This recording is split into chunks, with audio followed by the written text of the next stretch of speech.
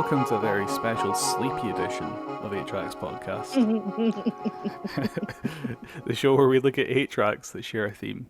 This week's theme is songs featured in TV shows. As always, there's a playlist in the description of the YouTube video that we want you to either listen to all before or follow along. As we say track 1, you go listen to it. Just listen to them. Please. Please. Please. As always, as you might have heard, I'm joined by Katie. Hiya, I'm wide awake, which makes for uncomfortable viewing. I think we swapped roles. I'm fucking barely conscious today. Yeah, I had to get up at fuckish o'clock to go to the post office. I'm on 4 hours sleep, so this should be a fun one. It should be. I had to rack my brain for this one because I don't really watch TV. Yeah. Yeah, you seem to be struggling. Like, I spoke to you yesterday, you're like, I've got 2 songs. Jamie, I'm going to be brutally honest with you. Did you have to do a Google? No, thankfully I didn't.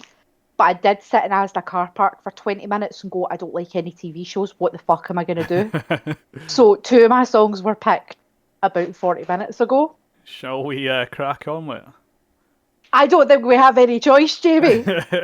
First up this week is you, Katie. It is, and I picked Dreaming by Blondie. Track 1. 1, 2, 3, 4.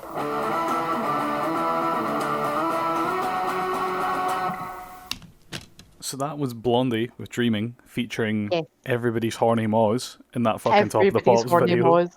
Holy shit. Why was Top of the Pops so filled with horny Moz? You've got to remember, at that stage of their life, they weren't Moz yet. They were just horny. Now they're horny Moz. Is it because like the haircuts and the fashion that I'm just like, that's somebody's Mo? Yeah, you just look at those people and think of Beverly Goldberg. Yeah, like fucking chest high jeans. Yeah. Jeans that come right up to your nipples. Right up there. So, what show was that featured in, Katie? RuPaul's Drag Race, Jamie. Ah, good choice. I was wondering if you're going to pick someone from Drag Race. Yes. It was season 7, episode 4. No spoilers, but if you're not caught up, you're 5 seasons behind. Yeah. It is the song that Trixie was first eliminated to on that season. She lip-synced against Pearl, and Pearl somehow won. I sense this was controversial. I've not seen Series 7, so this is a spoiler for me. No, okay, well, spoiler alert. Trixie redeemed herself and won All Stars 3. So it's fine. She did. I mean, I really liked Trixie in that season. And personally speaking, having watched the lip sync at the time and come back to it now, it's very clear that Pearl was saved because she had a better storyline in the show. Rather than the lip sync itself. Exactly, because Trixie was really cute and like campy, and Pearl just threw her arms in the air and clearly didn't know the words. I love that song though. I love that song so much. That's one of my favourite Blondie songs. It's really nice. I do too. Yeah. I think it's a lot of fun. It's got some good guitar. It's driving. That hook is strong as fuck. Yeah. I don't like Blondie particularly. Well, oh really? I say that I like Blondie's music. I hate Debbie Harry, especially now. Sure. Given she's one of these people who is these kind of old billionaires who are campaigning for copyright laws to be extended and stuff, I really have some issues with Debbie Harry. Right. Sure. But Blondie made some good music. Yeah, totally. This might be their best song in my opinion. Yeah, I love this song so much. This is honestly probably my favourite Blondie song. It's such a good pop song. Yeah, it is. It really is. I think for me it's between this and Call Me. Yeah, I like Call Me. I like Rapture as well, but every time it plays, my dad's like, do you know that this was the first song to top the UK charts with rap music in it? Douglas Campbell. Which is actually true, but also, let's keep the facts down, white boy. Yeah, I really struggled to pick. I was going to pick MacArthur Park from Drag, because I wanted to pick a song from Drag Race. Yeah. And I was going to pick MacArthur Park because it's probably one of the worst songs I've ever heard. Oh yeah? So you decided to pick a good song? Yeah, I decided to pick a good song with an average lip sync. The MacArthur Park lip sync was Manila Luzon and Delta Work. Nice. And that was season 3, and that was like that was one of the best lip syncs of all time. And I was going to pick that, but I really don't like the song MacArthur Park. And Dreaming's a really good song. It's a great song. It's a great song. There's something about the drums and some of these like early 80s new wave stuff. They're Yeah. just so punchy Yeah, totally. and they work. Like, there's something about the way they're produced. Hmm. They're just so crisp. Yeah, they really are. Yeah, I really enjoy Blondie. I really enjoy this song. It just makes me really happy. It's a really happy song. Proper good new wave banger right there. Yes, it's a great song. I really enjoy it. It makes me kind of sad that Trixie got eliminated. Thank God she got brought back. And then she got eliminated again. And then she won All Stars. So that's fine. That's fine. Much Her deservedly as redemption well. arc is complete. Yes, very much so. RuPaul herself is in the middle of the downfall arc. Jamie, RuPaul fracks. Yeah, I was going to say, big fracking RuPaul's RuPaul. frack race. Oh, God. Bit of a change of pace next. We've got The Damned with Nasty. Track 2.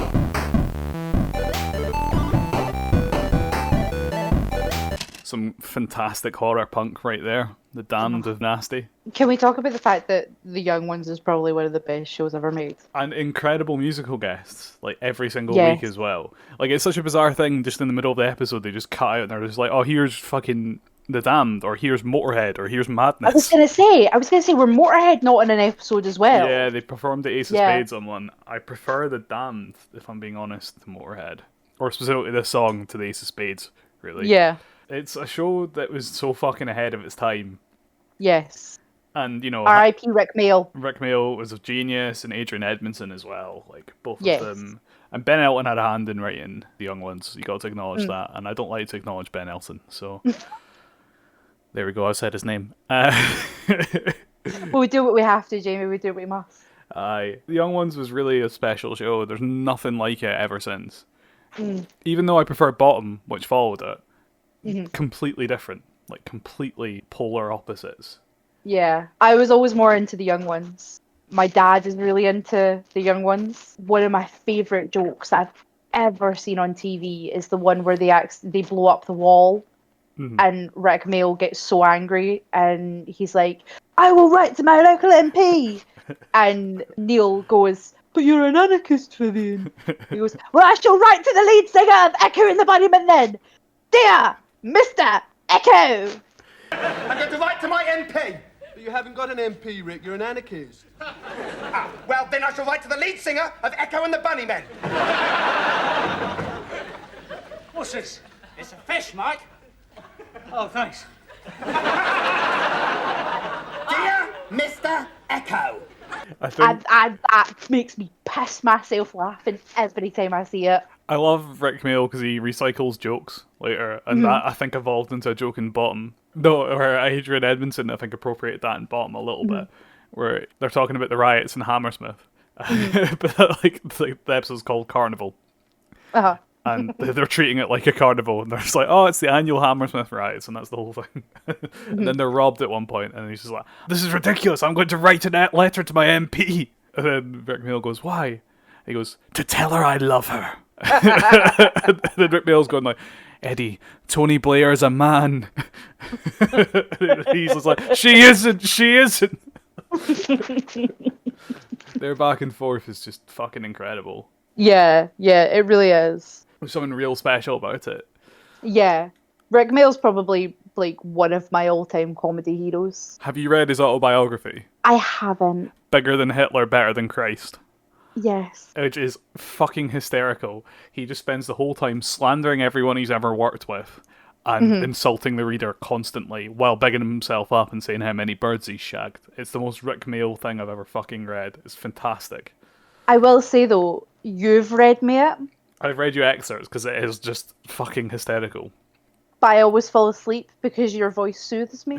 Thank you very much. You're welcome. You have a very soothing voice when you read. So back to The Damned, because we talked a lot about the Young Ones, but we need to talk about the music. Yeah. That song is absolutely fantastic. It gives me, like, it's a bit criminal to say this given The Damned were one of the originator punks, but this song specifically gives me big Misfits vibes, which is Okay, partially yeah, why I like it. Yeah, I get that. I mean, it's not as nasty as the lyrics of the Misfits, which is No, actually kind of Jesus. welcome, to be honest. And Captain Sensible's guitar, like, the riffs, and just the speed of it is just all very my kind of thing. I'm so sorry. Can I just stop you? Yes. Is the guitarist called Captain Sensible? Yes. He has quite a good... I didn't know that. and I need to know more. He's got a really good solo career after this, just Oh, writing really? anti-Thatcher songs. Amazing. Post What the a great guy. I was considering adding one of his songs in, because he has a song in a show we're going to talk about later, called We're Glad It's All Over, about the Falklands. Of course. I don't think the Damned are quite as well remembered as they should be. I You think think they're underappreciated? I think they're underappreciated. I don't think they're underrated, because Yes. people who know who the Damned are rate them clearly. And New Rose is obviously, you know, A banger. yeah, and also one of the most lauded punk tracks to date. My thing with the Damned is that they came from the early era of punk, but they didn't feel artificial to me. Unlike the Sex Pistols. Yeah. Because the Sex Pistols were artificial. They were a fucking boy band. The Damned Yes. felt real, and their music's always felt genuine. And that, you know, extends to Video Nasty, where, Yeah. as you saw in the video, if you're watching the playlist, he is dressed like fucking Dracula, holding a cross. A fantastic performance by Alexei Sayle as a vampiric Johannesburgian car driving instructor. Sorry, that's not funny. What, sorry? You cut out. Sorry, I laughed. I was laughing. It's just the way you tripped over yourself. You're like, car driving instructor. Look, my brain's not working. I want 4 hours sleep. No. It's not funny. I don't know why I laughed. I'm sorry. You leave me the fuck alone. Sorry. I'm joking. I've been up for hours. I actually prefer the video from the Young Ones to the actual music video for the song. It's just more Oh, fun. yeah. But then that's partially because Adrian Edmondson, Rick Mail, Alexei Sayle, and the other two guys I can't remember the name of right now. The boys are there. Yeah, they're all The boys there, are there. running about their fucking student flat. If you haven't watched the Young Ones, give it a watch. It's fucking brilliant. And then watch Bottom. Thank you, Radio Times Guide from 1987.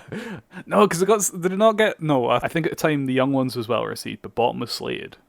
Oh, was it? Yeah, at certain I didn't know points they called it derivative and stuff. But then I don't know. I have big opinions about Bottom, You have big opinions about everything. specifically Bottom. I love Bottom so fucking much. Yes, I know. We all know. Right, okay, shut the fuck up, Jamie. Next track, Untitled by Interpol.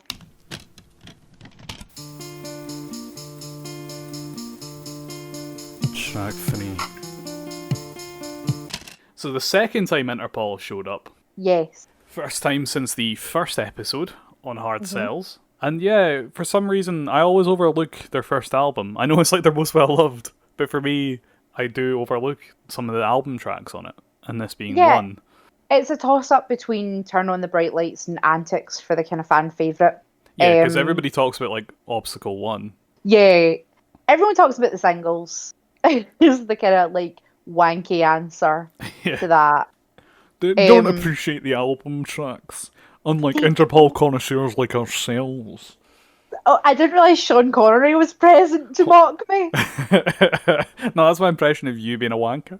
I don't know why I transformed a little bit into Sean Connery. Look, if you're trying to sound like Sean Connery, Interpol have got some good tracks that are hidden on their album. I don't like this. I don't like this at all. Nah, like, that's not Sean Connery, because you're a woman. He would have slapped you before you could say anything. Old Sean Connery and his fucking domestic abuse charges. Can I get an oofed, please? I know this is off topic, but having watched a lot of old Bond films recently, yeah, it's really problematic, and it happens every single Bond film. At least once a film he slaps a woman for speaking. It's great, love it. Anyway, Love that. Interpol. Yeah, so this track, I don't know why I know this, because I never watched the show. I was going to say, I didn't think you were a big fan of... I don't particularly like Friends. Front. Franz. But this song is featured in the episode, the one in Barbados Part 2, where... This is a deep cut. This is a fucking deep cut. I have the Wikipedia up. It's the episode where Joey and Rachel kiss for the first time. Oh yeah, that brief romance they had. Yes, fucking... I don't know why I know that. Like, I think I was sitting watching TV. Like, it was on E4 all the time. Yeah, it used to be, like, constantly on E4. Yeah, and I distinctly remember sitting doing something else, and the song plays, like, Joey goes to Rachel's room or something like that, and when the door closes, it starts with the kind of, like, I don't know how you describe it, the guitar at the start of the song. Well, it's kind of intro. I was the intro. That's the simple way of putting it. Wow, I should have just gone for intro. Yeah, no, this is the chorusy delayed guitar.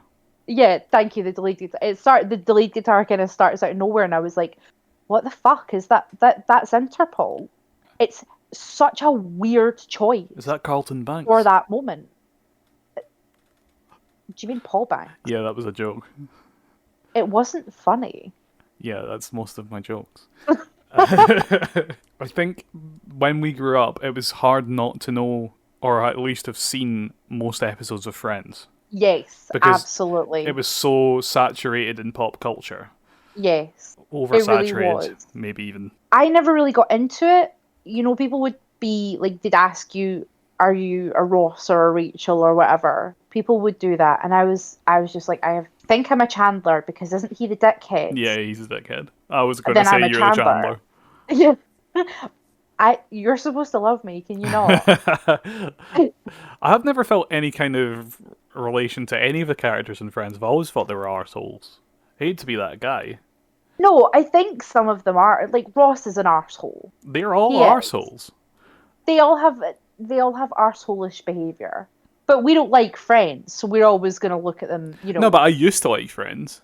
Oh, did you really? Yeah, I used to quite enjoy Friends. I've seen Friends like the whole way through, probably 3 or 4 times, but that was when I grew up. And you didn't know that Untitled by Interpol was featured in part 2 of season 9, episodes 23 and 4. It was funny, you know, you said that one time in Barbados part 2. I actually knew what episode you were talking about, which blows my mind because I haven't watched Friends in about 10 years. But it's such a cultural touchstone. Especially the later stuff. You can't escape. You can't escape Friends. You can't. No. But it's funny, like, a lot of these kind of traditional 3-camera sitcoms, or, you know, whatever, use good music in them. Yeah, like, there was a lot of good music in Friends. Like, even How I Met Your Mother features Belle and Sebastian in an episode. And obviously Victoria by the Kinks and stuff like that. It's a classic Interpol track as well, obviously. It's a great song. Fucking amazing album, Turn on the Bright Lights. It's very brooding. It is. Gives me a bit of a Sonic Youth vibe for some reason. I don't know why. I'm not really that into Sonic Youth, so I can just trust you on this. It's not even that Sonic Youthy, but it sounds like something that Thurston Moore might be into. Right. And he could just read it off a sheet in front of him while he performs it. And, you know, but there's not enough feedback noises in it for it to be Thurston Moore. Yeah, there is that. And there's not enough shouting and grunting for it to be Kim Gordon, so... Yeah. No, it's good. It's good classic era Interpol. Absolutely. Can I just add something here? I was trying to find out which episode of Friends it was on. Yeah. And found a post on the Morrissey Solo forum. Okay. From 2003, and it's making me howl with laughter. Please read us this post. So, little Rob, but you can call me Robert, said, "Man, fuck that. Interpol need to keep it real." Billy's mother said, "Interpol, fraud alert." And then Lil Rob, aka Baby Lennon, came back, having spoken to the rabbi who said Paul's sister's bar mitzvah, and basically said that they're about to release a new album. And I just thought that it was just wild that the Morrissey forum would be getting on somebody's back for being a fucking sellout. I know.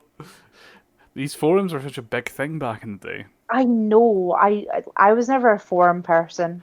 No, me neither, but I did hear a funny story on... Well, actually, saying that, I did like Something Awful, but that was more than I was on Something Awful, but that was a hellmouth rather than a forum. Yes. I say an interesting story about music forums. Adam Scott was apparently huge into the REM forums back in the day. Yeah. There's like posts that people have found with him arguing with people at REM forums because he's a big fucking nerd. So I was on the Muse forum for one day. Somebody made fun of me and I deleted my account. That is the most you thing I've ever heard. I couldn't take it. I couldn't take the stress. Oh man, you're so fucking fragile. I'm so fragile. Imagine getting bullied off the Muse forum. I got bullied off the Muse forum. I'm sorry. Oh man, that's hilarious. It's who I was as a person. What did they say to you? I want to know. I don't know. I think they corrected my spelling, so I just left. Oh, hen. Oh, hen. Yeah. Yeah, that was a good day. What a good day. Should we move on? Yeah. Next up is the track that inspired the theme for this episode. We have Pain by 4-Star Mary.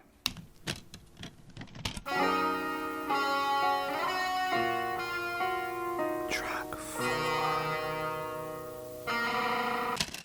Overwrought with heavy emotion feelings listening to that. You are so emo. That song is so fucking cheesy and emo, but I love it so much.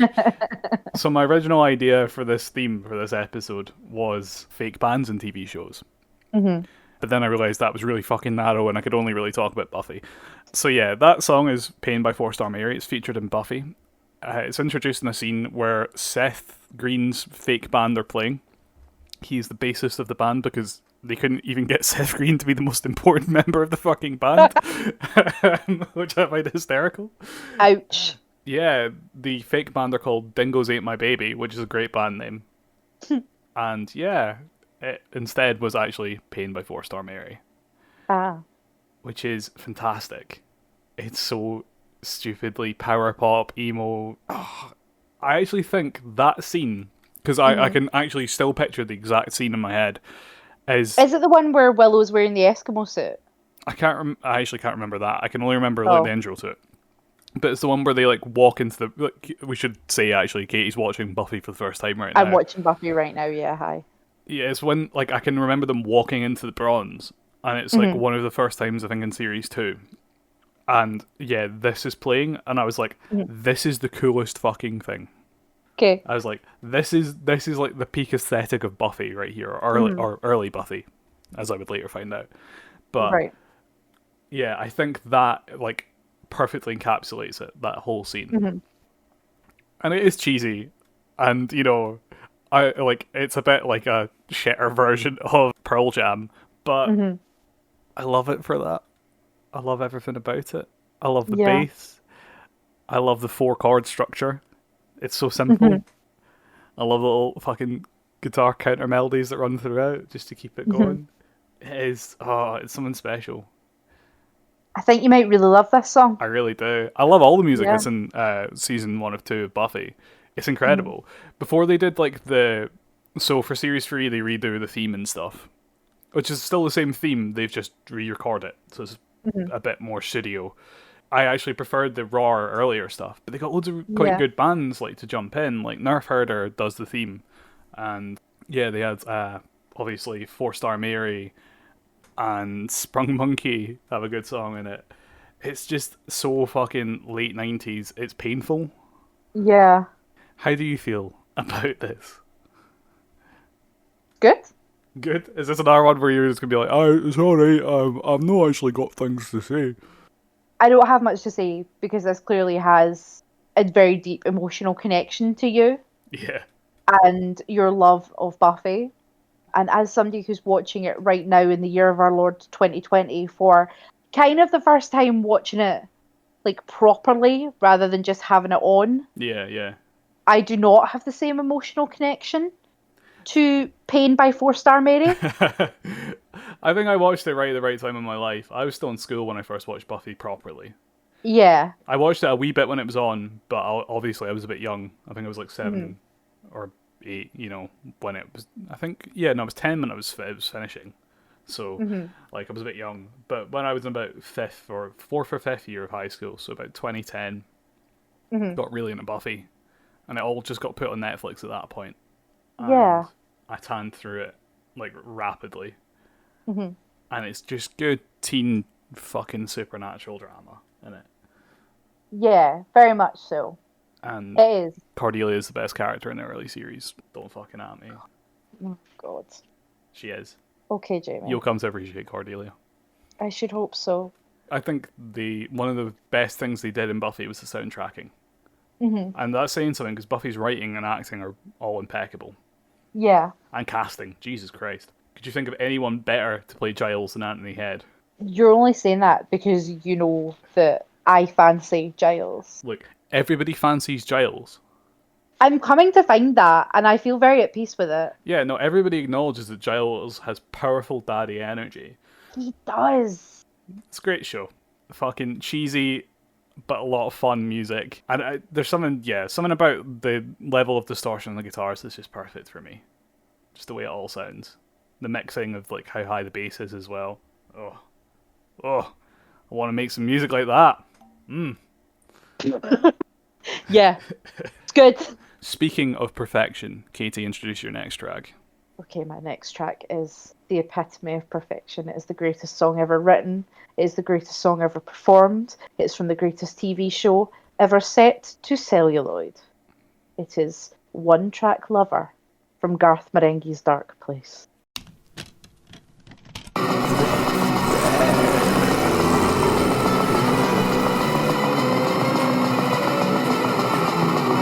If we ever release some covers of songs we've covered on 8 tracks, which was something we did consider for quite a while, that will be number 1 on my list. That will be number 1. That will be track 1. It will also be track 1 through 99. It's just Katie doing the rap again and again. She's smooth, like ice, cold to the touch, and it is very nice for you left alone. Yeah, That's I can do the whole thing. alone. Just me doing Matt Berry bits. So, just like the show itself, One Track Lover is a note-for-note perfect parody of 80s drama and music featured in it. Everything about it is immaculate. Like everything. The production, the instrumental choices, the fucking little guitar solo with the synth backing. It's pitch perfect. Like I can't quite get across how brilliant that is. The only thing wrong with this episode that it features in is that Graham Lineham's in it.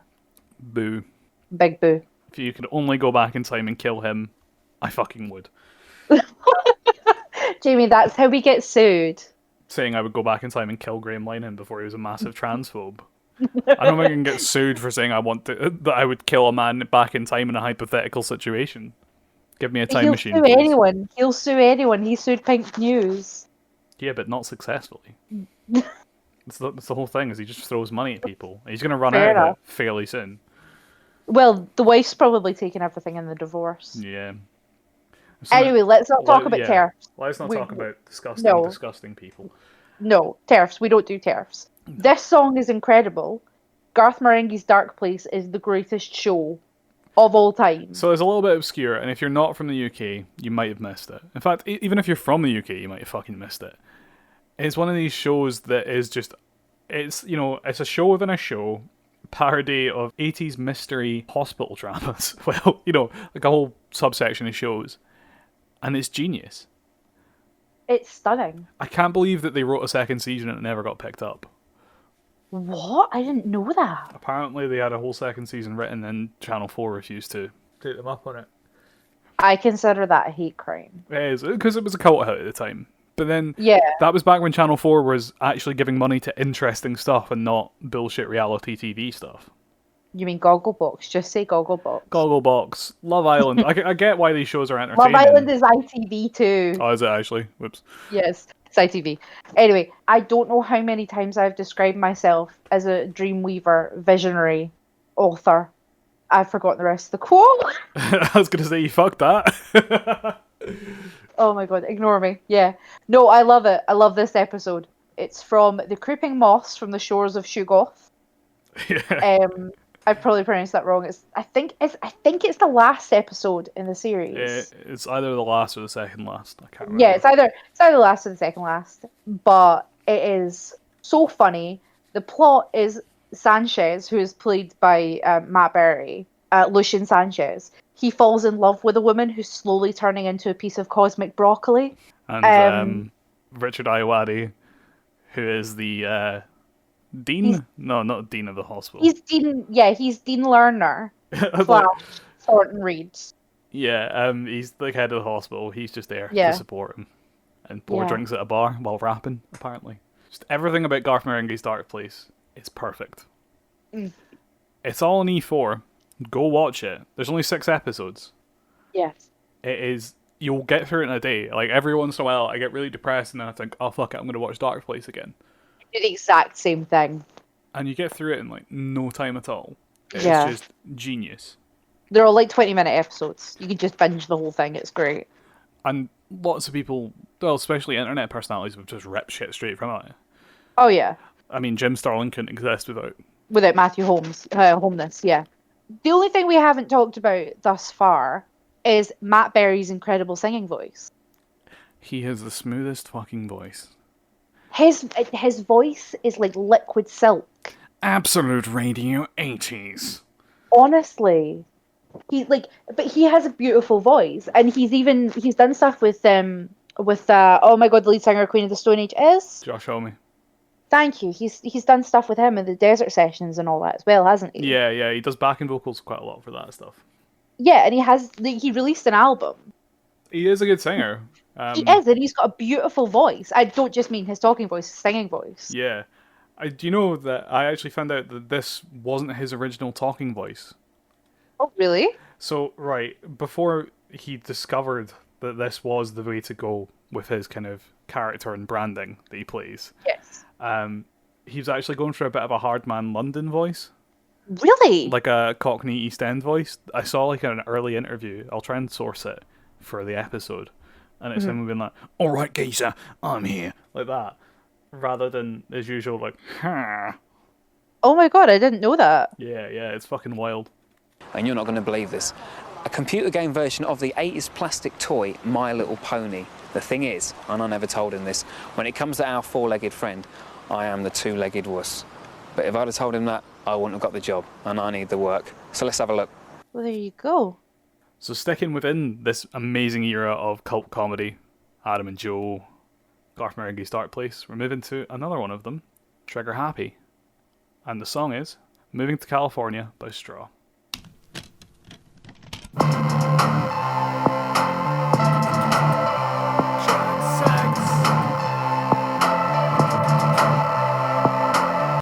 I think that song's a fucking work of genius.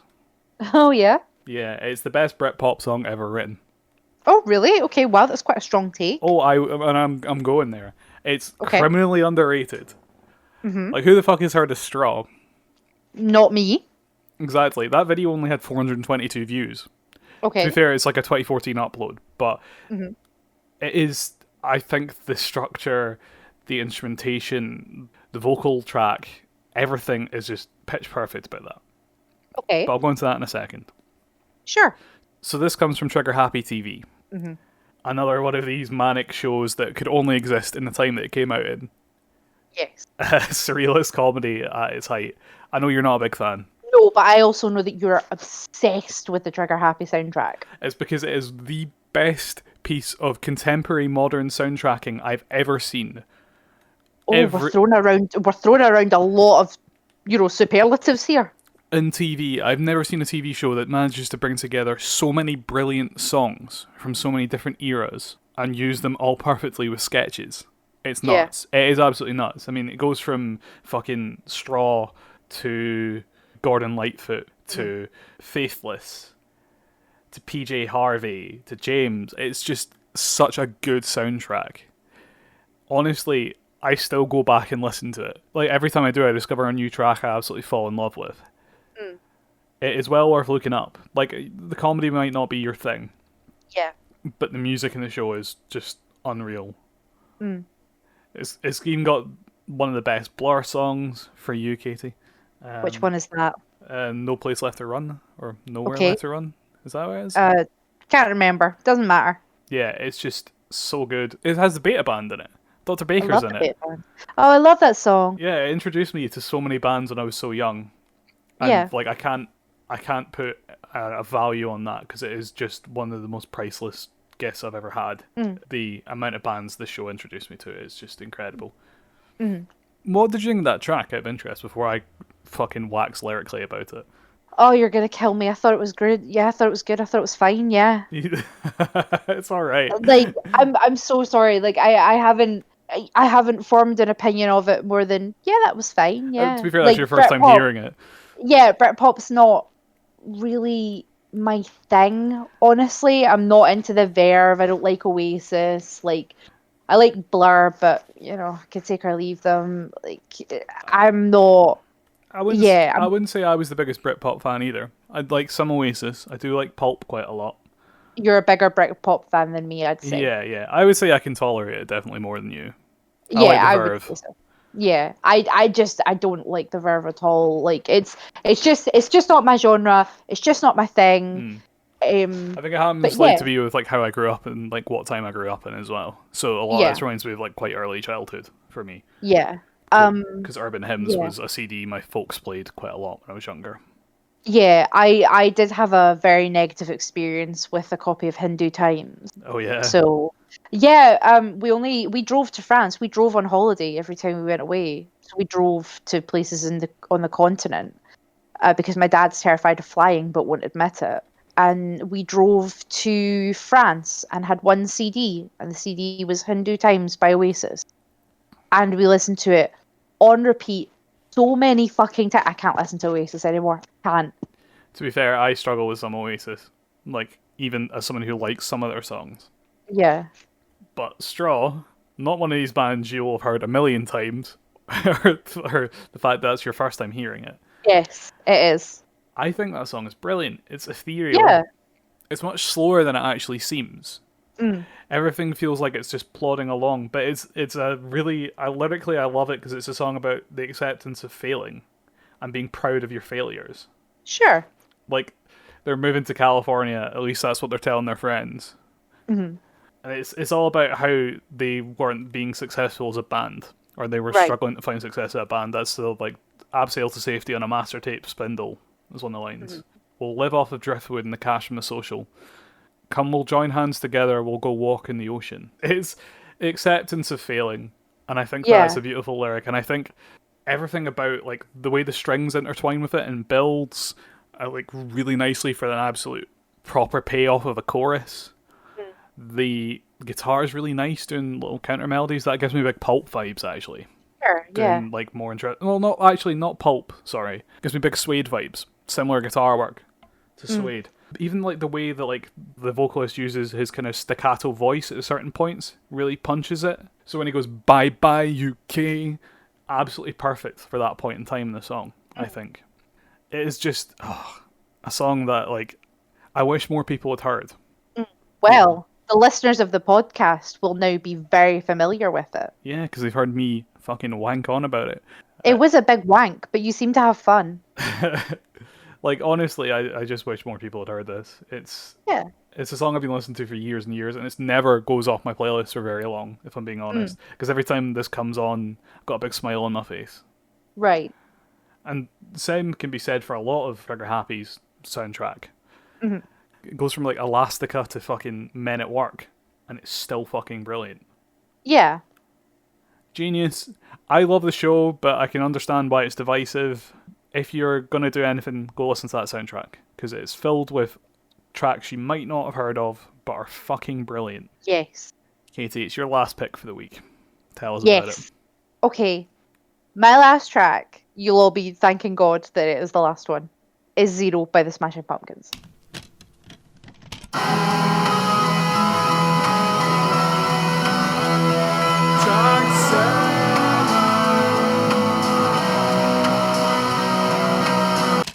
Okay, so I was really struggling to find a song, like, because I don't watch a lot of TV, but I've been rewatching The Simpsons recently, Yeah. and I completely forgot my favorite episode of The Simpsons, apart from the one where Homer becomes a food critic, Yeah. is Homer Palooza, Featuring the Smashing Pumpkins. featuring Smashing Pumpkins, Sonic Youth, and Cypress Hill. Fucking hell, I forgot Sonic Youth were in it as well. Sonic Youth did the closing theme. Mind when The Simpsons was counterculture.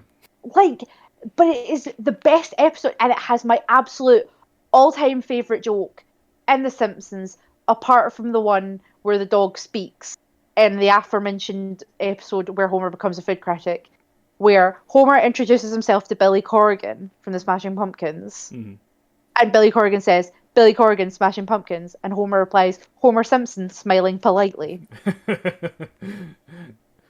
That is the funniest. The way that joke is delivered is the funniest fucking thing on the planet. It's so funny. The Simpsons used to be really quick though. It was that joke was originally written for Courtney Love. Oh really? Yeah, which I didn't know. So the joke was originally supposed to be Courtney Love says, "Hi Homer, I'm a big fan, Courtney Love," and Homer responds, "Homer grateful." Oh really? Well, Yeah. the Smashing Pumpkins one is funnier. Well, Sonic Youth weren't gonna. They refused to be in the episode if Courtney Love was in it. Good lads. So it was rewritten for Billy Corgan. I mean, he's also a prick, but he's Such a prick. he's slightly better than Courtney Love, I would say, By a factor of by a hair. yeah, by minutia, he's better. Pearl Jam were also going to be in the episode, which would have been fucking amazing. But I think that is I fucking love that episode. It's so funny. It's so funny. Smashing Pumpkins are okay too, I guess. I like the Smashing Pumpkins quite a lot. I like them too. Not as much as everybody else seems to. Yeah. I can't stand Billy Corgan. He's a fucking No, me neither. adult baby. Adult baby is the best description I've ever heard. He's a fanny. He is just the worst, biggest loser. I fucking hate that boy. He's just such a dick. But the first two Smashing Pumpkins albums are fucking incredible. Yes, they are very good. Even the one that's him playing all the instruments. Brilliant. And yeah, Zero is another great example of early Smashing Pumpkins being fucking great. Totally. It's a really good song. It's a really fun song to like sing along to. I have a real thing that I really enjoy when in a song they pause for a couple seconds. It's a little trick I like where they'll like do a gap and then lead themselves back in. Yeah. And by leading themselves back in with the vocals, it's kind of like introducing the second verse in that one. It's absolutely brilliant. And it's like, you know, that song is filled with absolutely banging guitar riffs. Yeah. That one under the chorus is so good. I'm sure it is. I'm not great at this aspect of music, so I trust you. It's not really something that's objective. It's totally subjective. It's opinion. Like, Yeah. if you like it, it's good to you. That's Yeah. it. And I think that whole song is, you know, it doesn't outstay its welcome. It's nice and No. short, and I do appreciate that about early Smashing Pumpkins. Yes. As someone who's into punk music, you know, I have a real thing about songs overstaying their welcome, and that doesn't. Yeah. Yeah, no, I totally get you. I totally agree. I think it's a great song. I think it's a phenomenal episode of The Simpsons. Season 7 is really good. I know, when is it people say that The Simpsons goes downhill? Series 10. Right, okay. Okay, well, I really do think that Season 7 is, like, it's really, really good. It's got Lisa the Vegetarian, which is the one that's got Paul McCartney and Linda McCartney in it. Yeah. Oh, it's got 22 short films about Springfield. Oh, that was one of the best episodes. That fucking episode. Yeah. Based on Slacker, isn't it? Uh, Or inspired by dunno. Slacker. Could be, yeah, sure. Let's Have you go seen with it. Slacker? No, I haven't. Oh, it's very, very much like 22 short stories about Springfield, or 21 short stories about Springfield. 22, you were right the first time. 22. Good. Yeah, it's not as vignettes, the story is told, and then they kind of change up the characters, or like the focus of it changes every time that they pass someone, or, you know, they'll be in the same Yeah. cafe as someone and it'll change focus. And it's all Sure, little vignettes and short stories. It's great. Cool. It really captures 90s counterculture. It's not, well, I don't know if I would say it's the easiest watch. It's a bit art house wanky, but like I enjoyed it.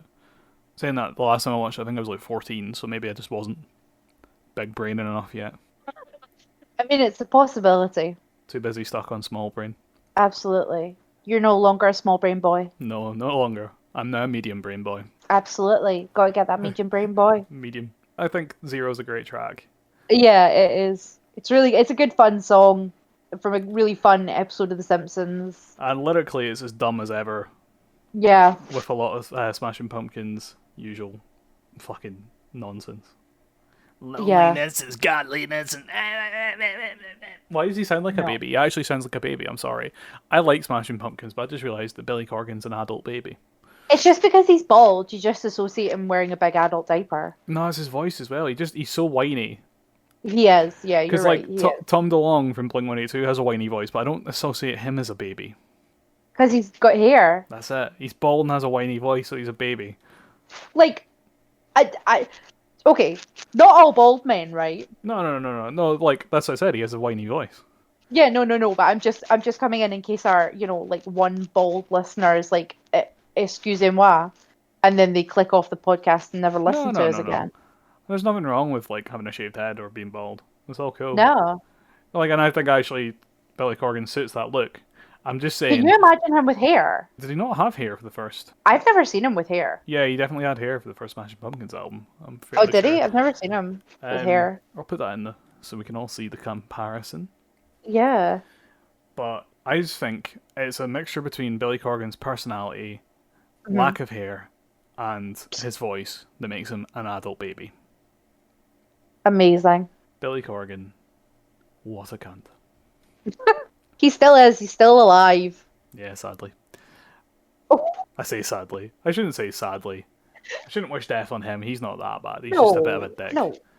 This week, we're finishing with something fucking iconic.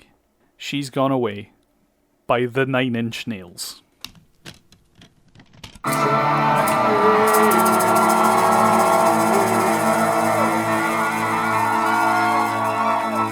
Thank you!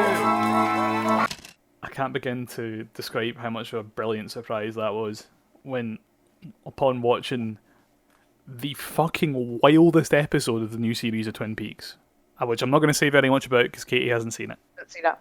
9 Inch Nails just showed up out of fucking nowhere. Excuse me, the 9 Inch Nails. The 9 Inch Nails. For Twin Peaks The Return, David Lynch was like, fuck it, let's get a bunch of fucking great bands to play in each episode. And they couldn't have picked a better band for that episode. Or a better song. Holy fuck. I have to say, I think that's probably the best 9 Inch Nails song they've written since With Teeth, in my opinion. Okay. Hard disagree. However, hard disagree. I have to say, I do think it is that. Just everything about it is so moody and dark. I love it. Fucking laughing rhythmically is a fucking musical device. It's perfect. I'd just like to point out before we go any further, though, that 9 Inch Nails has not been picked by me for this one. No, it's picked by me. And that's something to be celebrated. Is this their second or is it their third appearance in the podcast? I think it's their second. Could be their 5th or 6th, Jamie, honestly, at this point. I just don't know. We do like Big Trond. I'm a big 9 Inch Nails fan. I've always quite enjoyed 9 Inch Nails, but they came onto my favourite show. Yeah. Or the return of my favourite show. Yeah. And it was such a good time.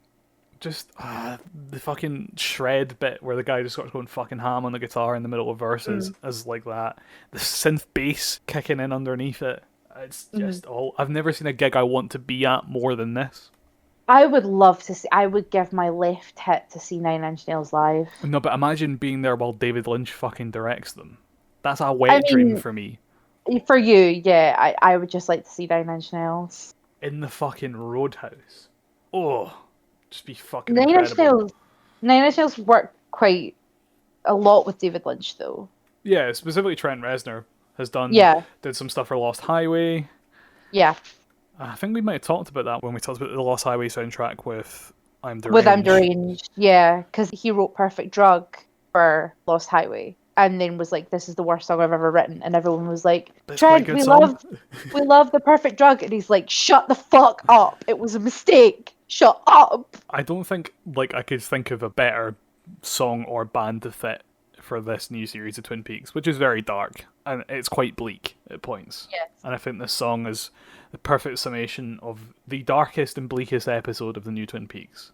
Maybe not the bleakest, but certainly the darkest. Yeah. And it's the most recent example in this whole list of songs. And it goes to show that there's still powerful uses of music in television. Yeah, for sure. I think this was the scene and episode that elevated The Return for me. Oh, yeah. Because I was really worried about it before it came back. Because obviously it's like them adding a new sequel to your favourite book. They haven't read for 10 years, 20 years. Yeah. Or your favourite TV show, or your favourite band is broken up. And they haven't released an album for 20 years, and then they bring out a new one. Which actually happened around the same time as Twin Peaks for me with American football. Yeah. But I was really enjoying it up until this point, but this was like, no, this is brilliant again. And a lot of people have a lot of issues with The Return, because they don't think it is... I think a lot of people went in expecting more Twin Peaks. Right. Which is a mistake. They were never going to be able to recapture that. And so they didn't try. Right. They made something new. Right. And something just as good, in my opinion. And I really respect David Lynch for that. Because every time he's revisited Twin Peaks, so for Fire Walk With Me and The Return, they've both been completely different takes on them. Yeah. They've never tread the same ground again. And it's never gotten stale because of that. Yeah. Series 2 got stale, but that's because there was a lack of involvement. Anyway, stop and rant about Twin Peaks. Yeah. I still think one of the best like music and TV moments as well. I nearly picked this, but Chromatics with Shadow in the first episode of the new Twin Peaks Return was fucking great. Specifically because we were all watching it as a group, and we all liked Chromatics separately, and they'd never really associated them with Twin Peaks. And then suddenly at the end of the new Twin Peaks, the Chromatics has showed up. If you get the chance, watch Twin Peaks in the Return.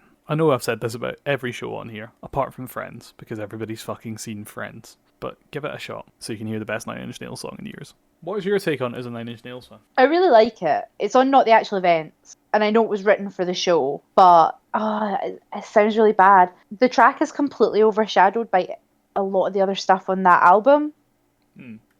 Specifically, Burning Bright Field on Fire, which is the last track on that. Well, it's an EP, it's not an album, it's an EP. It's still a great song. I still really like it. I don't even think it's the best song on that album. But something I find really interesting about it is if you've got the lyric card for She's Gone Away, it's printed over the lyrics for Reptile from the Downward Spiral. Yeah. So it seems to be that there's a link between She's Gone Away and Reptile. But peak Trent Reznor energy, he's never revealed what that link is supposed to be. And he will never. This is Trump. He will never. No, this is his thing. This is what he does. But like, yeah, if you reference the Nine Inch Nails wiki, like me and the other fucking losers, you can see the lyrics from Reptile are kind of interspersed between the lyrics and She's Gone Away. So there's some kind of connection between the two songs. Yeah. But it's not entirely sure what that connection is. I think that's pretty interesting. I really like when he does that. I like when Trent Reznor does that. Because he's a really big fan of what he calls the physical component. Like the actual... Usually the vinyl copy of the album will have something like a little bit extra that links the songs to other songs or events or, you know, aspects of the band. And there's a whole kind of like fun puzzle in trying to work out how these songs connect with the rest of like where the kind of red lines are formed between that and the rest of Nine Inch Nails, their discography. I don't think it's my favourite. I do really like it, but yeah. I think the reason for me why it's my favourite is because of the way I was introduced to it, which was in that episode. Sure, of course. And I think if you had the context of the episode, I think it adds a bit more to it. Sure. To be honest. I think though, as well though, you've got... Like, you love Twin Peaks. Twin Peaks is love. It is also life for you. Yeah, like, but actually distancing from Twin Peaks itself. Like, but as part of that episode specifically. Because I've seen it as something as part of a greater whole, if you get what I mean. I think on its own, I don't know if it would work as well. Honestly, like, I don't really associate Nine Inch Nails, my love for Nine Inch Nails with my love for Twin Peaks. Yeah. I see them as purely separate things. But I think... seeing this as a part of the work that it was in improves it dramatically, whether that's Twin Peaks or not. It could be in anything, and if it could be in anything of that quality, if you get what I mean. Yeah. It's a bit like how you associate the quality of Sieg Sieg Sputnik with Ferris Bueller's Day Off, for me. Sure, yeah. And it's not because of my emotional attachment to Twin Peaks.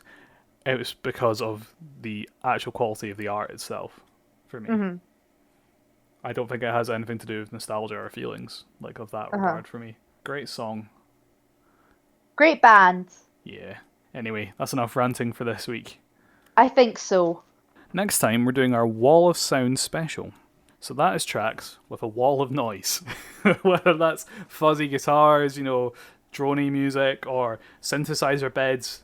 We just want a wall of sound. So tell us your picks for songs featured in TV shows in the comment section. Let us know on Twitter what your picks for wall of sound is. Until next time, stay safe, have a good week. Bye, wash your hands, tell your mum you love her. Bye.